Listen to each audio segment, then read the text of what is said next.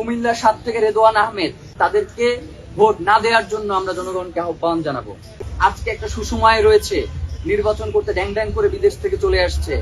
আবার যখন এই বাংলাদেশ কোনোদিন ক্রান্তি লগ্নে পৌঁছে যাবে, তখন এই হারামিগুলো আবার বিদেশে চলে যাবে। আপনি আমি সেই ক্রান্তি লগ্নে আবার আমাদেরকে বুক পেতে দাঁড়াইতে হবে, যার কারণে এই ইলেকশনে কোনো ভুল করা যাবে না।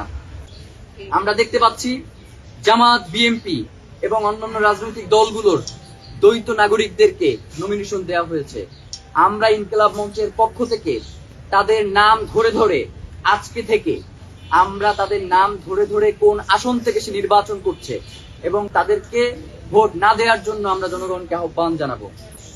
ঋণ খেলাপির ব্যাপারে এই মুহূর্তে বাংলাদেশে বিভিন্ন রাজনৈতিক দলগুলো তারা কি করছে, তারা ঋণ খেলাপিদেরকে মনোনয়ন দিচ্ছে। মানে বিএনপি, জামাত বা অন্যান্য রাজনৈতিক দলগুলোর এত দৌলিয়ত্ব কেন? মানে তাদের কি নেতাকর্মীর এত অভাব পড়ছে যে যারা বাংলাদেশের ব্যাংকগুলো লুট করছে, যারা বাংলাদেশের শেয়ার বাজারকে ধ্বংস করে দিয়েছে, এই ধরনের লোকগুলোকে কেন নির্বাচনে নমিনেশন দিয়ে ক্ষমতায় নিয়ে আসতে হবে? আমরা এই রাজনৈতিক দলগুলোর কাছে জানতে চাই।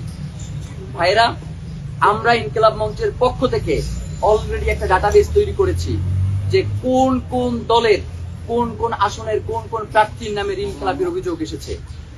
আমরা আপনাদের মাধ্যমে সেই আসনের প্রার্থীগুলোর তালিকা একটু আপনাদের সামনে জানাতে চাই। আমরা আপনাদের সামনে জানাতে চাই, অবস্থান স্পষ্ট করার দায়িত্ব তাদের, আমাদের নয়। বিএনপির বগুড়া ১ আসন থেকে কাজী রফিকুল ইসলাম, কুমিল্লা ৭ থেকে রেদওয়ান আহমেদ,